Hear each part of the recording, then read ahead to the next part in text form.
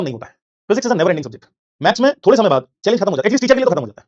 Teacher के लिए challenge, वो जो थ्रिल है वो खत्म हो जाता है मैथ्स में, क्योंकि maths after a certain point of time 3 4 5 साल 6 साल आपने रगड़ दिया अगर अपने आप को, तो मैथ्स में ऐसा कुछ हो ही नहीं सकता है जो आप कर ना पाओ। इम्पॉसिबल है बात, इम्पॉसिबल है ना, नहीं हो सकता ऐसा। फिजिक्स में आप चाहे मर जाओ, 10 बार पैदा होकर मर जाओ, तब भी फिजिक्स की जो ब्यूटी है, फिजिक्स की का जो चैलेंज है, उसकी जो खूबसूरती है, वो मरती नहीं है।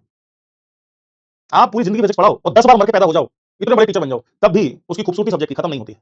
That is the beauty of physics. Thrill he thrill है।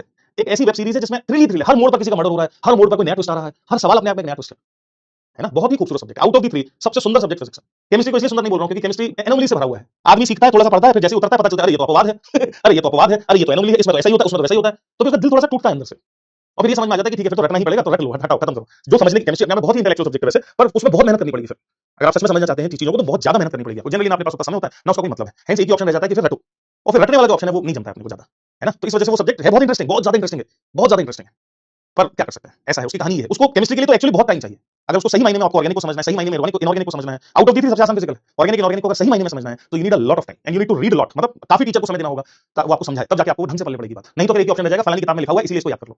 ऐसा ही फलानी जगह पर लिखा हुआ है इसलिए याद कर लो, ये इस रंग का होता है, फलानी जगह लिखा है याद कर लो, इसका स्टेट ऐसा होता है याद कर लो, खत्म बात। उसको ज्यादा एक्सप्लेन नहीं किया जा सकता। हेंस केमिस्ट्री में भी रिस्ट्रिक्शंस है, मैथ्स में भी रिस्ट्रिक्शंस है। फिजिक्स है खुला सांड, फिजिक्स है बुल, बुल है, हर तरफ लाल लाल लाल लाल फ्लैग है, और फिजिक्स है बुल, कहीं जाके सर मारे, कहीं जाके सर मारे, है ना। इसलिए फिजिक्स पढ़ाने में बहुत मजा आता है, और पढ़ने में भी आना चाहिए, पढ़ने में भी आना चाहिए।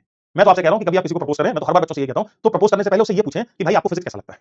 अगर जवाब ये आए कि नहीं नहीं फिजिक्स तो बहुत टफ लगता है, फिजिक्स तो अच्छा सब्जेक्ट नहीं है, मजा नहीं आता, उल्टे पांव लौटा है, नहीं तो जिंदगी नरक हो जाएगी। क्योंकि जो फिजिक्स समझ सकता है वो लॉजिकल इंसान होगा, और लॉजिकल इंसान होगा तो उसके साथ कंपैटिबिलिटी बनेगी, है ना, उसके साथ आपकी कंपैटिबिलिटी बनेगी। और जो लॉजिकल नहीं है इंसान, उसके साथ कैसे बनेगी कंपैटिबिलिटी भाई साहब, है ना। तो कभी भी किसी को भी कुछ कहना हो, समझना हो, दोस्त बनाना हो, आप वॉच करें कि वो फिजिक्स में कैसा है, फिजिक्स में कैसा है ना।